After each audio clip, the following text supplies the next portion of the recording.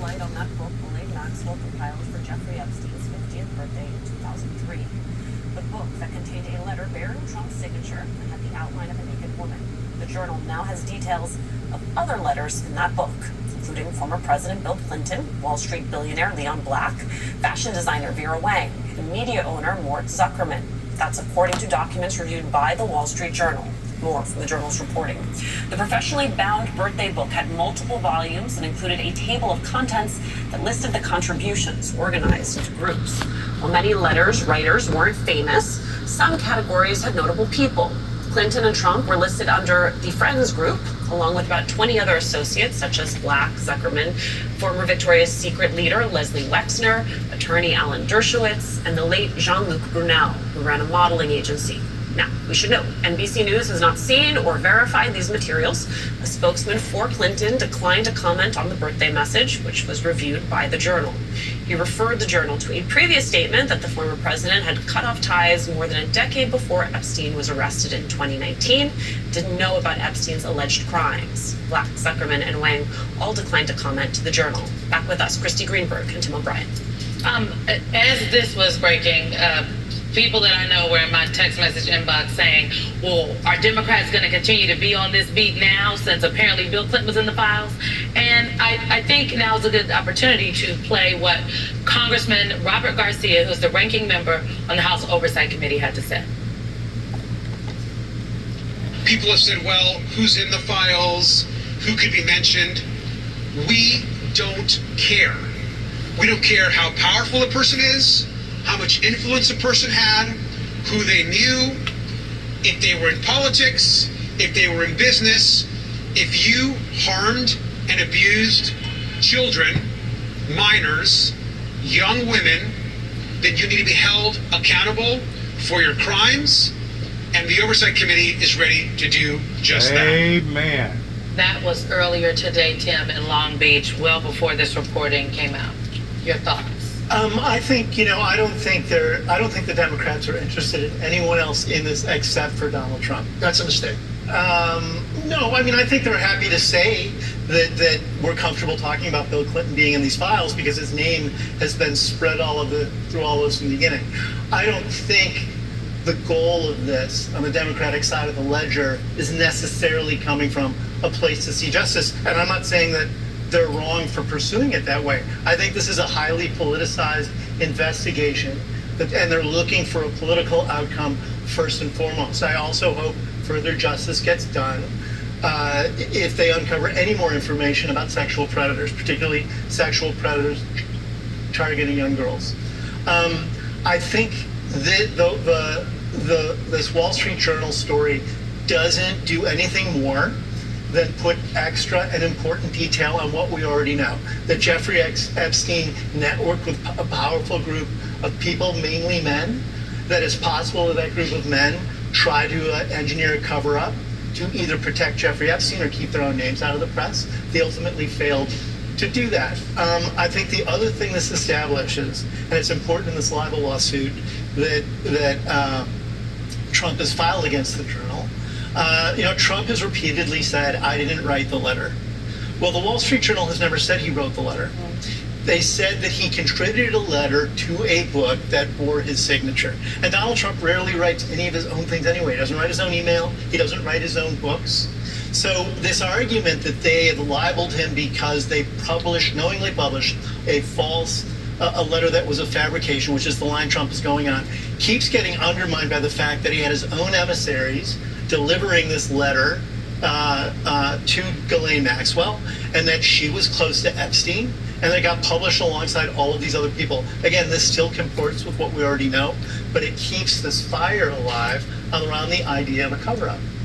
Anything legal in there? Anything that points you in a certain direction? Well, just looking at whether or not the letter came from him, whether or not he wrote it, but whether he contributed it, I would say that the details in this article seem to lend credence to the fact that he did. Yes. Because I initially looked at it and I was like, birthday letter, he's writing a birthday letter? He doesn't get Melania birthday gifts. Like, that's reported every year. Like, what is he doing here? But if you look at this is an elite circle of people, right? You've got Bill Clinton, you've got Wall Street billionaire Leon Black, like you've got a number of real players here, and Donald Trump is all about being in that elite circle. And it shows that others, at least Leon Black in this article, are also contributing kind of dirty poetry, like a dirty poetry society. Maybe that was a guideline that Ghislaine Maxwell gave them for what they were looking for this book for him. So all of that tends to suggest to me that yes, this letter was contributed from him. I agree. Did he write it? Probably not. I think a lot will depend on. I want to see the signature. I mean, it's a very distinctive signature. Just going back to what you said, obviously it's politically driven, but the Democrats, from a messaging point of view, have to be exactly like Garcia is. This is across the board. This is horrific, and this is not there. This is bipartisan. We don't care what's in it. That we're going to go after. Yes. Because otherwise you have no credibility doing it.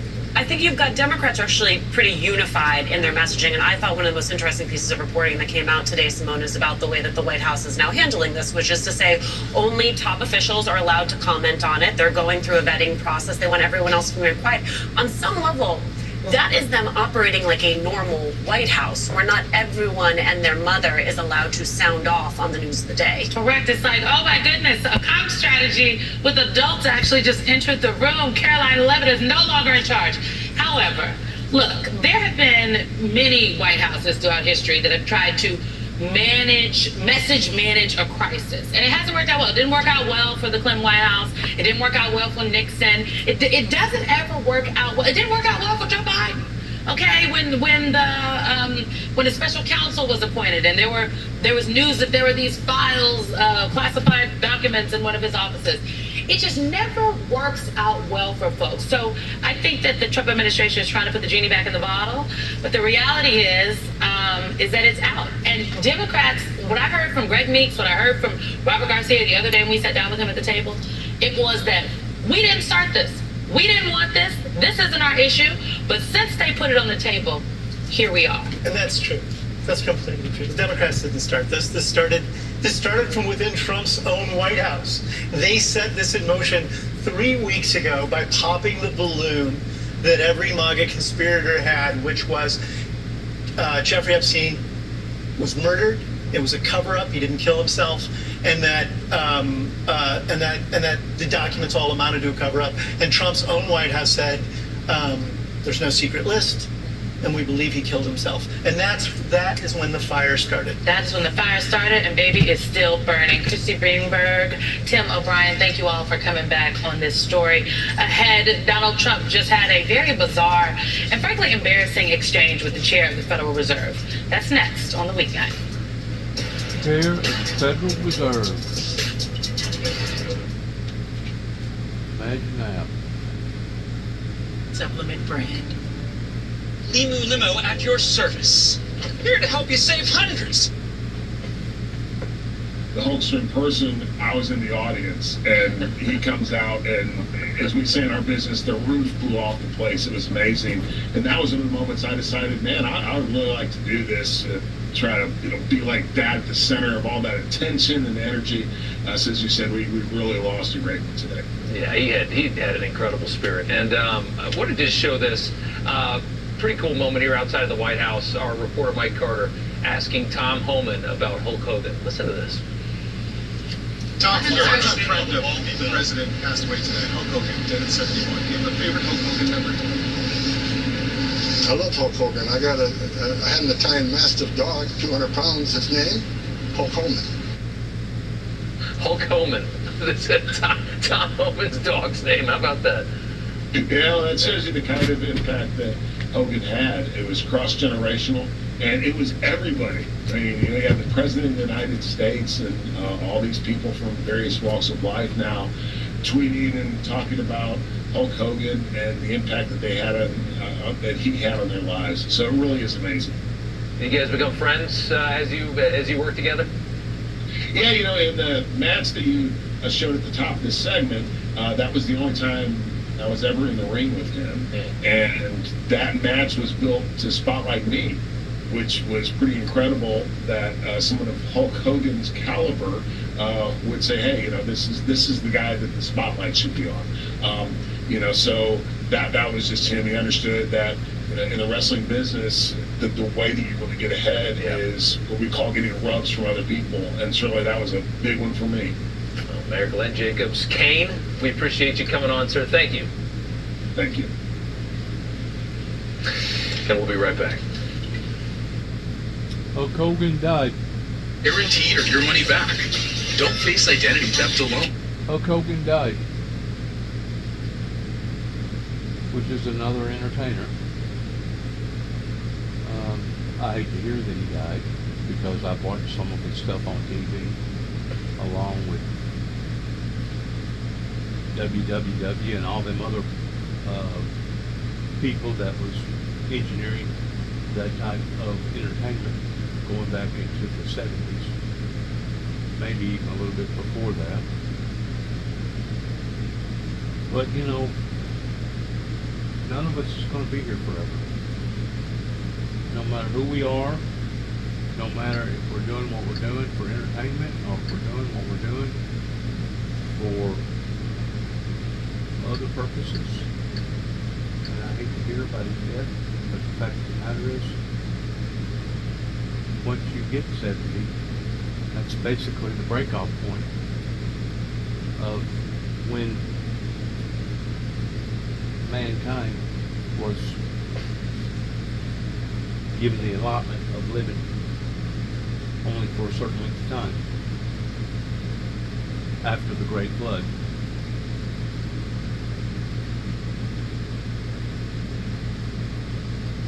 So many things right now that are confusing as a distraction, and it's really sad that our great nation, one of the greatest nations in the world, is having to be exposed to this type of ridicule and embarrassment. Your free consultation today. I mean, it's really... You've asked me really that 3 sad. times already. I did? This is exactly how it started with Mom. Worried about your brain health? Serafolin Brain Wellness has...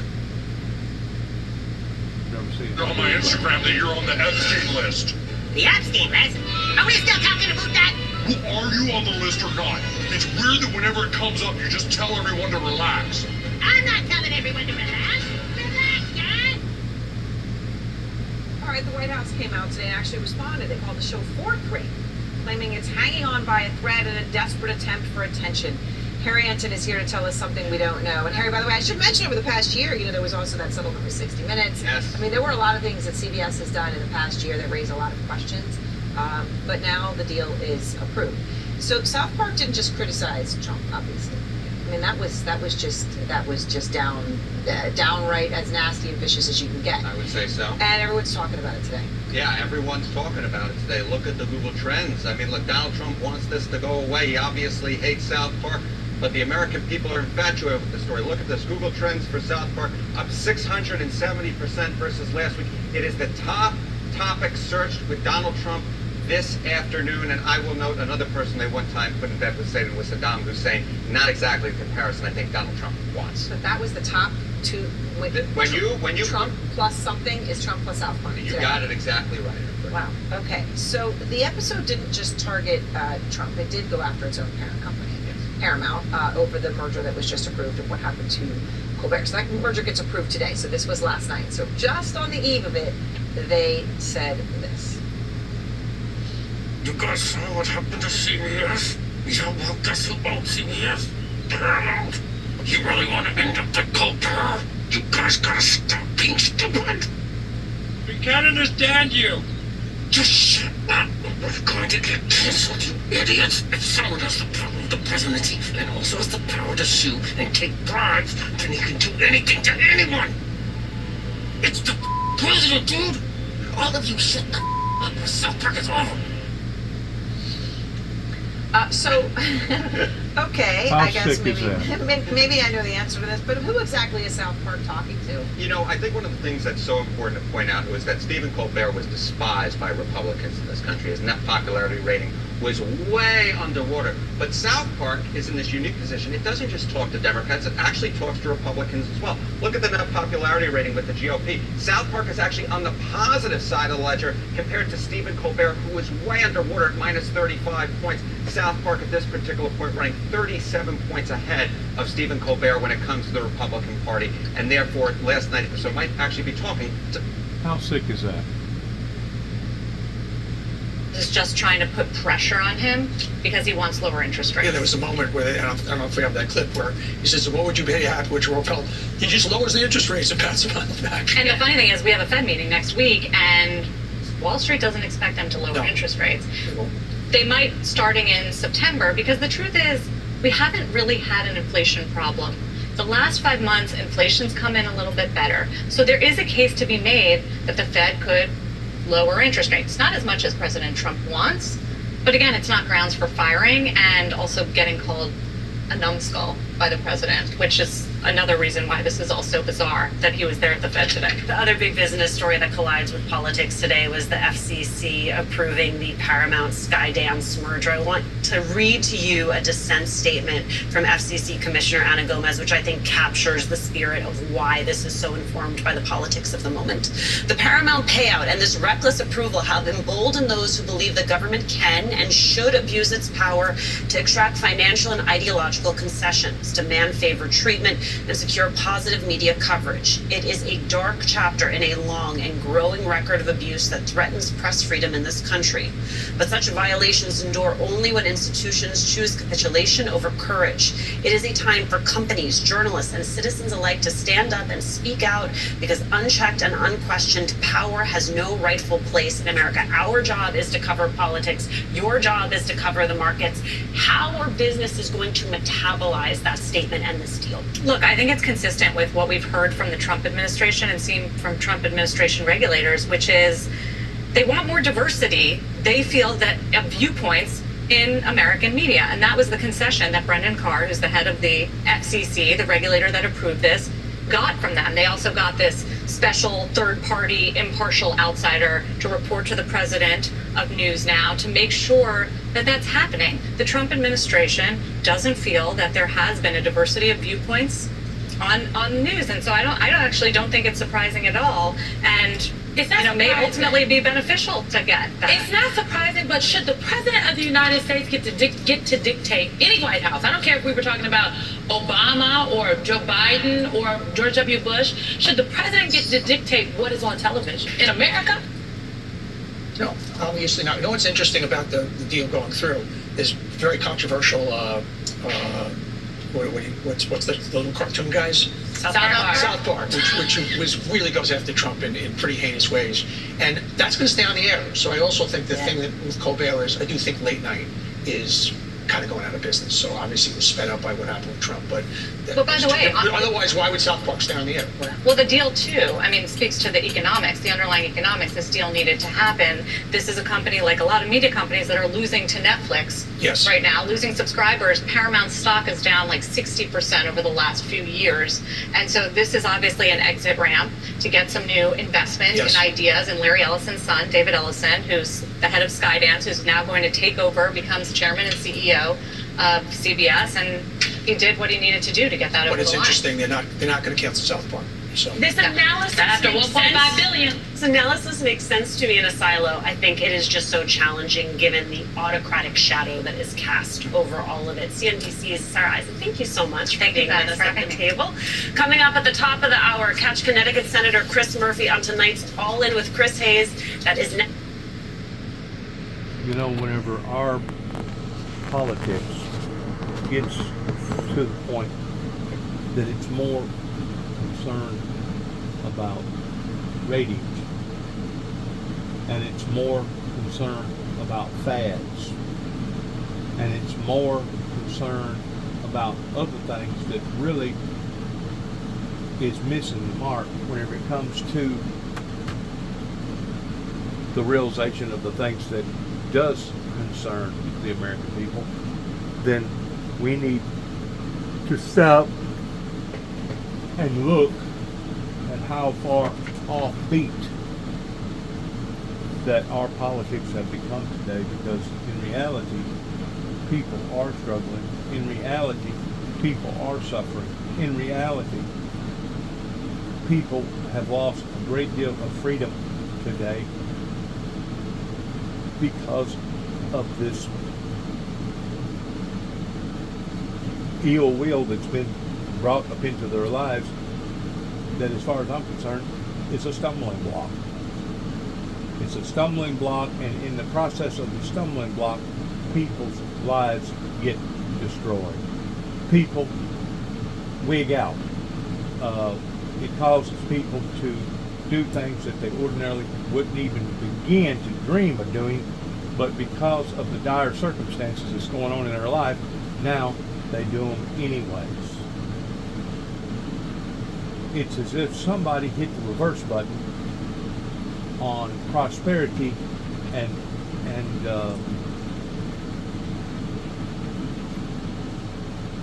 people becoming successful here in America. It's as if somebody hit the reverse button, and all of a sudden now ain't none of the poor, ain't none of the mid-class going to make it on top, because the rich and the powerful has taken over their lives. In other words, we've been hijacked from the inside out by all the stupidity. And just like they were saying a while ago, the taxes on tips, that's only temporary. The taxes that Donald Trump wants to emphasize upon pertaining to overtime workers, that's only 2 years, temporary. But the things that they put in place that's going to be inevitable forever, I guess, is the taxes and the breaks for the rich. So whenever you look at this two-standard, unfair margarine that the American people are in right now, it's a joke, but it's a sick joke. And in the process of this sick joke, we're going to see millions of people's lives be destroyed on account of it. All these tariffs, all these other things that they're doing are going to make things worse rather than making things better. And I've tried to say that again and again and again, but don't nobody want to hear what I have to say, obviously. Don't, I'm supposed to be a raging lunatic, I guess, because of various things that went on in my life, and people trying to stop me of me being predominant in society. And because of it, because of all the delay tactics, now it's put a great deal of us in behind the 8 ball. And it's going to take God the Father, the Son, and the Holy Spirit to get us out of this problem, if we're going to get out of this problem. And the more I look at how there is no movement still to this day coming from the Windmill Ministries missions, I tend to now have more of a tendency of believing that they are doomed versus that they're not. And I don't say those things lightly, because it's very heavy in my heart towards me even thinking for 1 second that things is going to even get worse than what they already are. But until I see a mass movement in the right direction, that's the only other alternative that I have to believe in. I hate to say that, but it's true.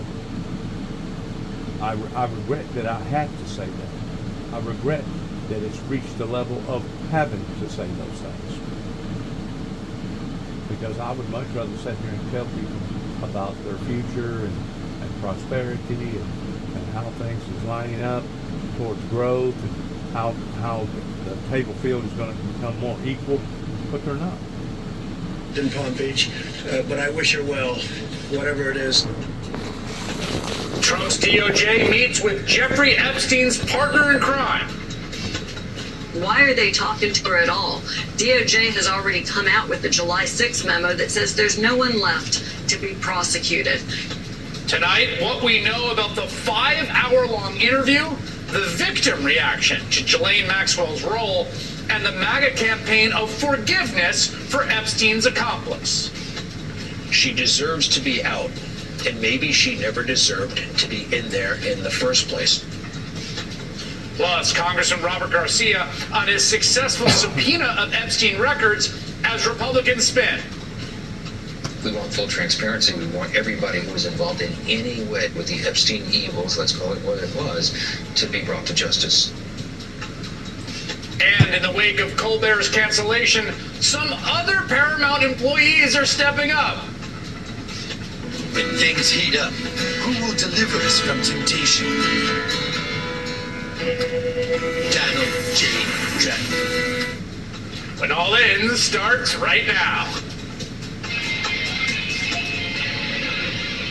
Good evening from New York. I'm Chris Hayes. So, what did Donald... I really was insulted and intimidated by that last comic strip where the guy was talking, looked like, I guess he was presenting himself as Moses or Jesus and had a halo over his head. Why would you want to diminish or disfigure the glory of God in trying to put something like that on TV to validate this sickness?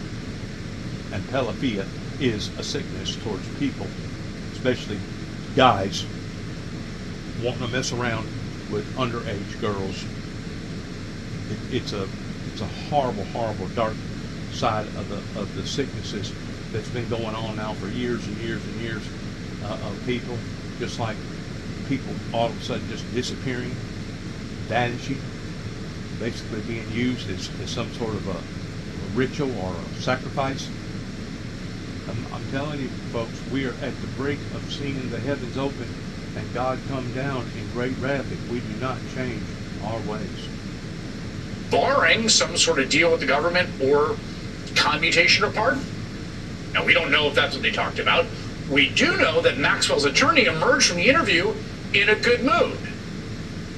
First, we want to thank the Deputy Attorney General for being so professional with all of us and for meeting with us. He took a full day and asked a lot of questions, and Ms. Maxwell answered every single question. We don't want to comment about the substance of the meeting for obvious reasons, and we'll go from there. So thank you all so much. That's Maxwell's lawyer. We didn't hear anything from Trump's lawyer. Deputy Attorney General Blanche, except a brief social media post saying his interview with Maxwell would continue tomorrow. Now, to be clear, this meeting, the number 2 at DOJ and a convicted felon in prison, is a complete violation of every DOJ protocol or norm, right? This never happens. And it comes as we learn more details about Donald Trump's very well-documented friendship with Epstein. The president is still struggling and failing to control a story that he once had successfully buried and even during the campaign magically turned on its head.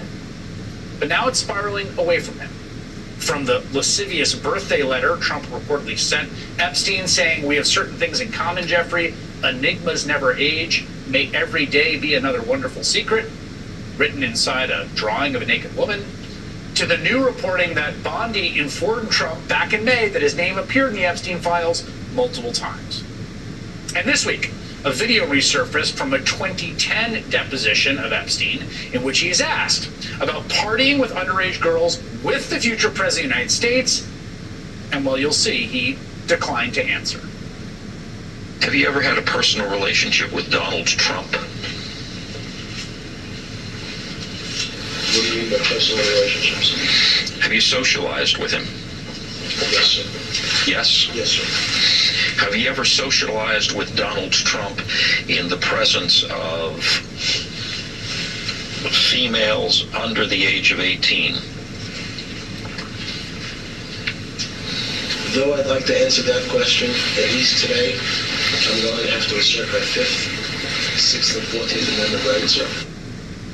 Last night, a lawyer for hundreds of survivors of Epstein's abuse told Lawrence O'Donnell that the scrapbook containing that birthday card, which Trump has said is a fake thing and is suing over, could in fact be released to the public. Do you know that the estate, the relatives of Jeffrey Epstein, in effect through their lawyers, are in possession of that birthday book? Yes, I know that the executors of the estate are in possession of that book. And I think that after they turn it over, it should probably be set in the Smithsonian as an artifact at this point in time. It's going to go down in history so that the world can see this book, and they'll know who were Jeffrey Epstein's best friends at the time. On top of all of that, a new report by the Wall Street Journal just out about an hour ago says that the book also included birthday greetings to Epstein from Bill Clinton and Vera Wang and other luminaries. Now, that story also revealed there are digital copies of that book, and they were reviewed by DOJ officials. As all this pressure has been mounting, we seem to be watching the Trump administration hatch a plot to escape from it right in front of us, and it's hard to see it as anything else. This meeting between Blanche and Maxwell looks like a transparent attempt to cut some sort of a deal, and MAGA media is wish-casting a favorable outcome for Trump. Maybe she wants immunity. Maybe she wants some sort of protection. I don't know. But it's definitely something that is worthy of praise and worthy of our encouragement. I think this is great. I do have a feeling that she just might be a victim. She just might be. There was a rush to judgment. There was a lot of chaos there for a while. All right, granted, she hung out with Jeffrey Epstein, and I know that's apparently not good. But she's in jail for how long now? 20 years. A 20-year sentence. Apparently not good. After years of claiming that Epstein was the devil himself and the center of this evil, widespread global conspiracy that preyed on young girls, the right-wing propaganda machine is so desperate for Trump to find cover in this scandal, they are now painting Ghislaine Maxwell as an ally, as more of a victim than the hundreds of girls that she helped Epstein prey on, some of whom she assaulted herself. Some of them and their lawyers spoke out in a recent Netflix documentary, and a warning to viewers, what they said is disturbing.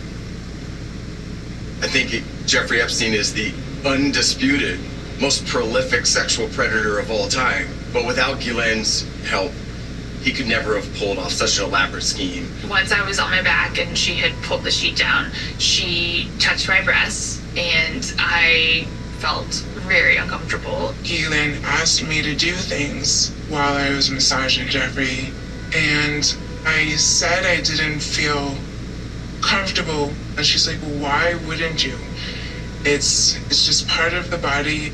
This is what a man needs in order to have a complete massage. And I just felt as though I couldn't say no. She was making me question myself so that she and Jeffrey could use me for their purposes. The woman that they're talking about is who MAGA World now hopes will do a deal to rehabilitate Donald Trump's reputation. A woman that Trump's own DOJ said back in 2020 was an inveterate liar who not only recruited girls for Epstein's abuse, but was present when he committed multiple sexual acts against those girls. Virtually everything Epstein was charged with doing when he died, Maxwell was actually convicted of doing. The one thing that has become crystal clear throughout this scandal is that there's only one person alive who has intimate knowledge of Jeffrey Epstein's crimes and his contacts, who was an accomplice in those actions, and the Trump administration, in front of us it appears, may try to spring her from prison if they like the story she tells. Spencer Kuvin has interrogated Jeffrey Epstein in deposition in his capacity as a lawyer for 9 Epstein victims, the youngest of which was just 14 years old. Tara Palmieri is an investigative journalist who's been covering both Epstein and Maxwell extensively, also author of the Red Letter on Substack. I'll go to you both. Mr. Kuvin, let me just start with you as someone who represented multiple victims of Epstein, including a woman named Caroline Kaufman, who was 17 in December 2010 when she said she was raped by Jeffrey Epstein in his mansion in New York after having pictures taken of her by Ghislaine Maxwell. From your perch as a representative of those victims, what you make of the number 2 of DOJ going to talk to Ms. Maxwell, coming back tomorrow, and the possibility that some deal is being floated? Look, this has become nothing other than a dumpster, or I should say Trumpster fire for the administration. They are attempting to influence a key witness in this circumstance. Ghislaine Maxwell, you know, I watched the clip she played. It is appalling to ever call her anything other than a sexual predator and a rapist. This is a woman who, multiple victims that I represented, she took control of the situation. She organized all of these young girls going out to various different individuals at various different times for sex acts, both here in Palm Beach and in Manhattan, as well as the Virgin Islands and all over the world with Epstein. This woman is not a victim. She is a perpetrator. She is where she belongs right now, behind bars, and should stay there. Now, having said that, if there is information she has about people who were part of this scheme, then by all means, all of that information should be disclosed to the general public so that everyone can hear about those individuals and what they've done. Tara, I've sort of started to question my sanity, as is sort of often the case these days, about watching this kind of worm turn on this, where you have the long promised sort of like global conspiracy that reaches into every corner of everything. And then there's one person that we absolutely know for a fact, absolutely, was an accomplice to these crimes, and that's Ghislaine Maxwell. And you write about political figures close to Trump, Charlie Kirk at Newsmax. Charlie Kirk, Newsmax host Greg Kelly, appear to soften the public towards the possibility. For survivors, those kinds of comments aren't just offensive, they feel like a betrayal. What do you make of what we're hearing, the whispers and hints of already from those corners? Yeah, I think that what they're trying to do is normalize Ghislaine Maxwell. So if a decision is made, or if her testimony in some way clears the president, that it will be seen as valid before the MAGA base, and it will be a signal that it's time to move on. Ghislaine Maxwell said, "I'm clear, it's fine, we move forward." Wink, wink, nod, nod. Maybe she gets clemency. She's told, you'll have a pardon at the end of this, a commutation.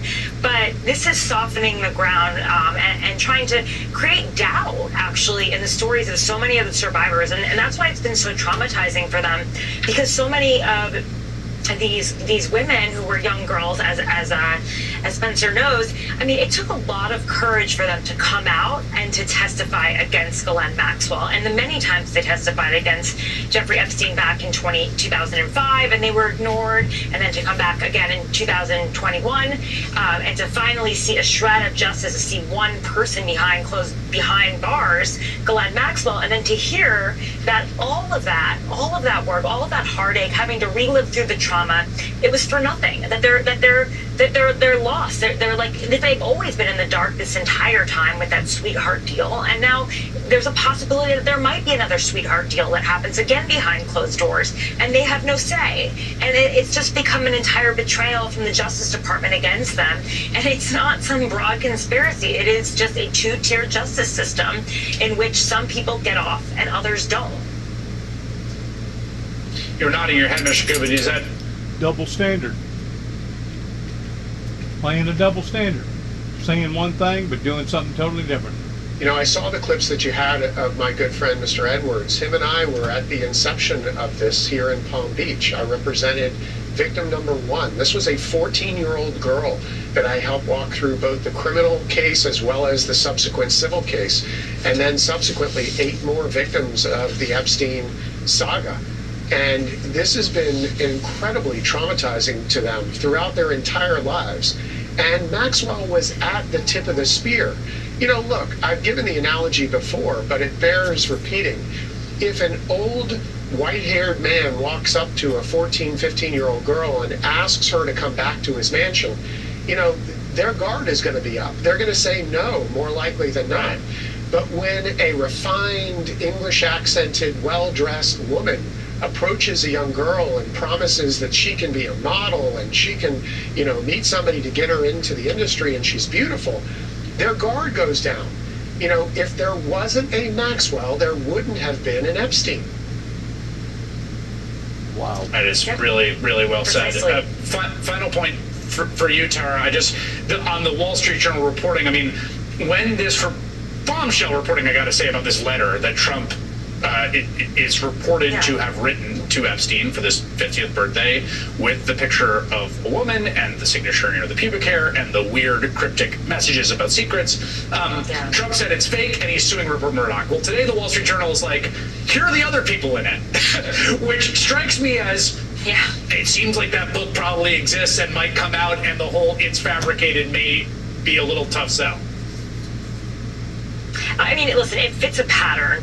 Ghislaine Maxwell enjoyed these sort of gag gifts, and really what she enjoyed doing was grooming these elites that were around him into thinking this sort of depraved behavior was normal. So I could imagine, and I would not doubt for a second that she would be asking people to submit naughty notes to Jeffrey. I mean, I reported from my second podcast, Power the Maxwells, I spoke to Ghislaine Maxwell's good friend, who she asked, can you please, for his 40th birthday, 10 years earlier, write a song for Jeffrey that will sing a cappella for everyone to hear. But you have to include in the lines that he has 24-hour erections and likes young schoolgirls. And this is something that they performed before Les Wexner and other very powerful people. Part of being around Jeffrey Epstein was accepting this depraved behavior, and that was part of it. I mean, she not only groomed the girls, she groomed the elites around them to think this is a fun bacchanal, everyone, this is normal, and let their guard down, and that's how they trapped them.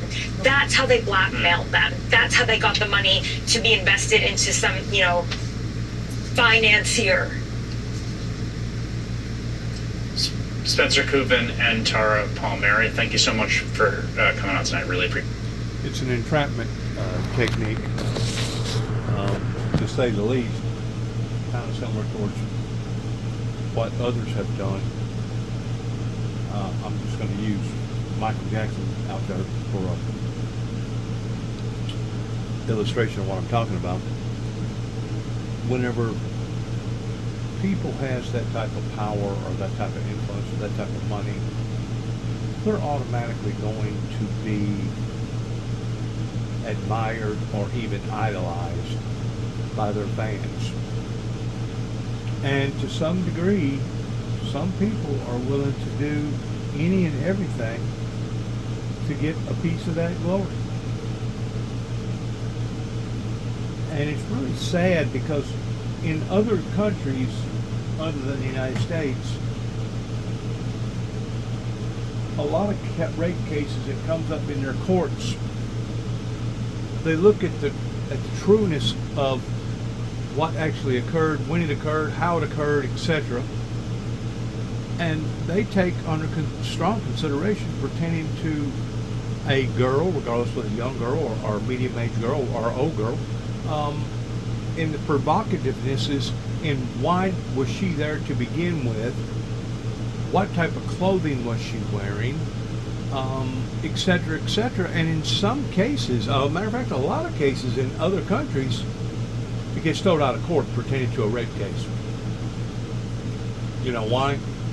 Because they look at it from a logical standpoint that this young lady or person basically put herself in harm's way deliberately so that she would be gloated upon or lusted upon in such of a way. Think about the American lifestyle over here. They do this openly. They do this openly to the degree that it's supposed to be normal for attractive girls to walk around half clothed or wearing provocative clothing in tempting other people, regardless whether it's male or female. So the whole thing is sick. It's sick pertaining to the pedophilia of older men wanting to do this to younger girls. But then I can also look at the trueness or aspect, in which I know that a lot of other countries have too as well, towards the limitations of marriage. Some are different in some states more so than others. Here in America, which once more puts out multiple images or multiple signals to people that makes it that much more confusing. But in a lot of countries, it's acceptable for a young girl to marry at the age of 14. In other words, they realize that they have went through puberty and they've, expressed their sexuality in this way, and it has become a normal practice for a lot of countries. Not all countries, but a lot of them. And you do have to look at the fact that even Mary, not Mary Magdalene, but Mary was impregnated at around the age of 12 or 13 or 14 years old, according to the Bible, and had Jesus. So the whole thing, the whole concept is a sick concept on one perspective as it is another. But getting to the actual case here, pertaining to the female that was helping this predator, she is guilty because they was using her, they was weaponizing her as a tool. That way she would help to influence these young girls in doing these things, promising these young girls, well, if you do A, B, and C, you're more prone of becoming a superstar or a model or whatever. And the whole thing is sick. And if the truth be known, those that was associated in going to those parties or going to that island or whatever that they was doing should be looked upon as being just as sick too as well. Because it is a sickness, anybody preying on younger girls like that that's willing to step over that line and say, you know what, it don't matter, I'm still going to go ahead and take advantage of this young person anyway, even though she has a young, undeveloped mind. She may have a body that looks attractive, but her mind is not matching what her body is. Congressman Robert Garcia, Democratic California's ranking member on the Oversight Committee. He's the man leading the charge to issue the subpoena, and he joins me now. Congressman, first just explain to me, congressional procedure is very difficult to penetrate for most of us, even myself who's spent like 20 years covering Congress. How did this come about yesterday? I mean, look, it was a huge win, obviously, for the American public, but also, of course, for our Oversight Committee and Democrats. We really focused on ensuring that we would surprise Republicans. We had written down all of their prior comments on Epstein and them wanting to release these files. We knew who would be in attendance. We maximized our attendance. And then when they least expected it on that last day, we forced a vote. And the way we set the vote up in the motion essentially forced them to vote in that subcommittee to subpoena the full Epstein files, not redacted with information, and sent directly to our committee. We also knew there were a few Republicans there that had already been on record wanting to release those files. And so they joined us, and 5 Democrats on the committee, 3 Republicans, passed that release, and now we've subpoenaed the files. James Comer has already said to us and to others that he expects to sign that subpoena in the next few days. And then the White House, of course, and the DOJ will get that subpoena, and we expect those files, and we've requested them to come to us in the next 30 days. Yeah, the letter that you'd written said that you urged the committee demands the Department of Justice produce the full and complete files related to Jeffrey Epstein and his associates within 30 calendar days. Now, that wouldn't be public release, obviously, which I think is an important point to point out here. We're just talking about the many victims at the center of all this, whose identity and privacy interests are vitally important to protect. So go to your committee. You said something earlier today I want to ask you about, which relates to this, what apparently is going to be a 2-day meeting between Todd Blanche and Ghislaine Maxwell. That part of the reason you want that file is because you essentially don't trust what's going on between Blanche and Maxwell and want some evidence that can corroborate or not whatever might come out of those conversations. That's right. I mean, look, let's be clear. I mean, first of all, she is a horrific person. She's a bad person who has hurt young girls, young women.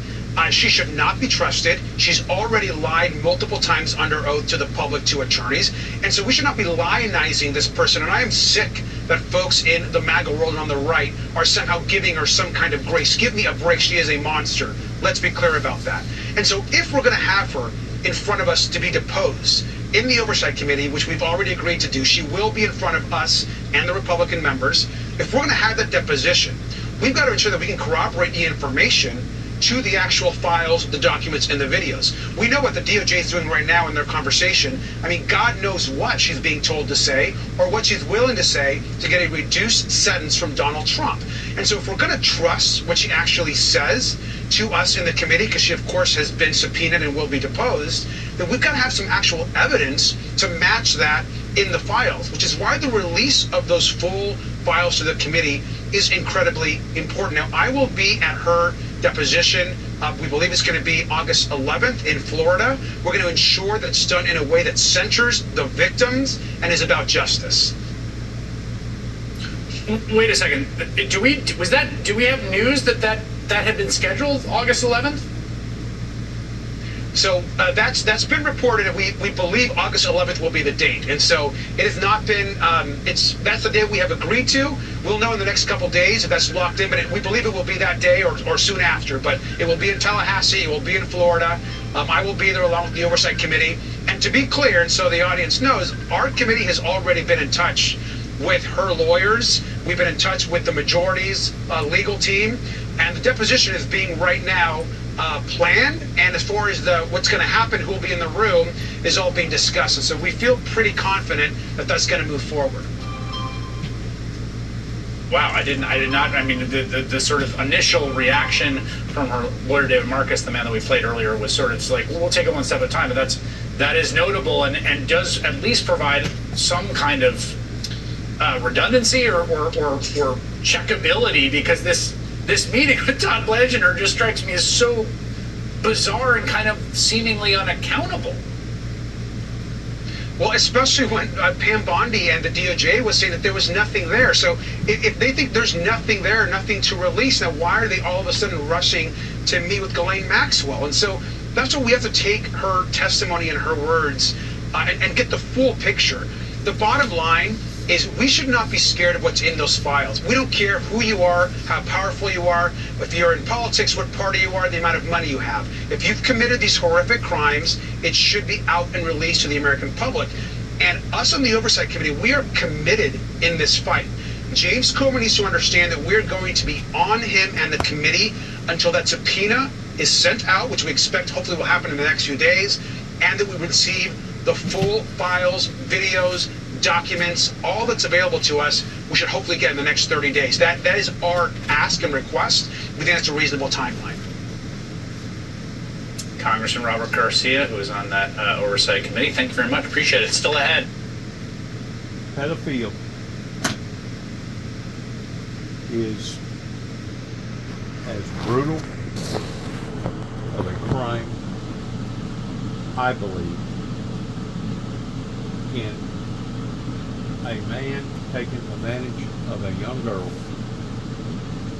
that fits under the same category of somebody trying to hustle or take advantage of an elderly person.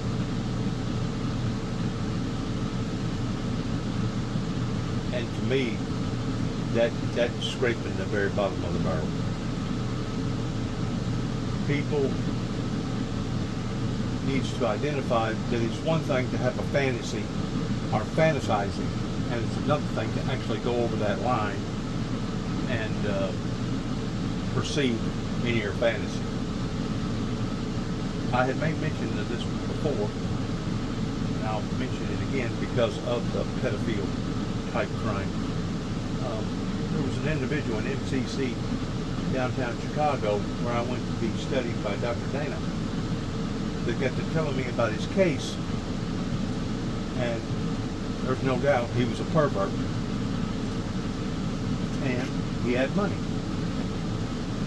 Well, he had figured out that he could go to a certain particular country and basically indulge in that type of activity because in that particular country it was legal. 13, 14-year-old girls. Well, he thought that he had outsmarted our system over here in America to the degree that he actually went to that country and was participating in those type of activities until he got caught. And what caught him was the fact that he was still declaring himself as a United States citizen, and because he was a United States citizen, he had to abide by the United States laws, even though he was in another country, and that's what gave the authorities the power to arrest him and drag him back to America and have him tried in America courts. So whenever it comes to these people that are willing to do whatever in assaulting these young girls this way, to me it's sickening, and it's scraping the bottom of the barrel pertaining to these type of crimes. Friends, we need to pray for our great nation. Our great nation right now is being torn apart in degrees like I've never seen before. And if it's not being torn and worn in one way, it's being torn and worn in another. And these are basically all attacks coming from the evil one, pertaining to the Luciferian Lucifer that's out to kill, steal, and destroy, that is the author of confusion. As I said, I've got a granddaughter at the age of 2 years old that is being exposed to the very things that's on TV right now. And I'm sure there's millions of other people out there that has children, our grandchildren, our great-grandchildren, that are being exposed to the very things that are being put on the front burner right now. So I think all the file needs to be opened up and roll the dice, and whichever way the dice falls, that's the way that it should fall, and it shouldn't be no question at hand, no matter who is on that file. I don't care if it is Bill Clinton, I don't care if it is Donald Trump, I don't care if it's whoever. They need to make recompense pertaining to the crimes that they've committed. If not, our laws over here are going to be nothing but a mockery. Our laws over here are going to be nothing but a mockery if this isn't handled openly and professionally. Good luck to all of us. God bless America. God bless our troops. And God bless our endeavors towards which way we go from this moment on. Because whenever it comes to our economy, whenever it comes to our morals, whenever it comes to the church's standards, there's no doubt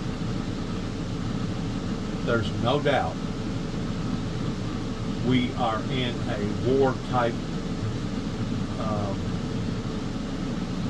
method right now, or technique right now, that goes beyond anything that I've ever seen. Information warfare, spiritual warfare, moral warfare, psychological warfare.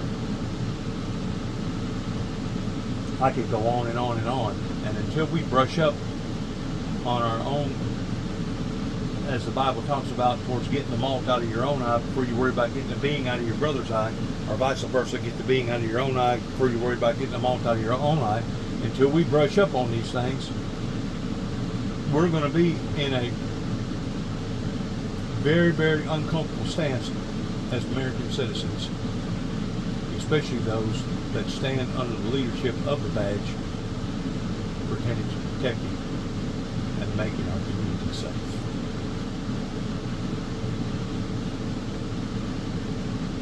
Good luck to all of us. God bless America. God bless our troops, and God bless our endeavors for which way that we go from this moment on. Heaven help us all, and shalom.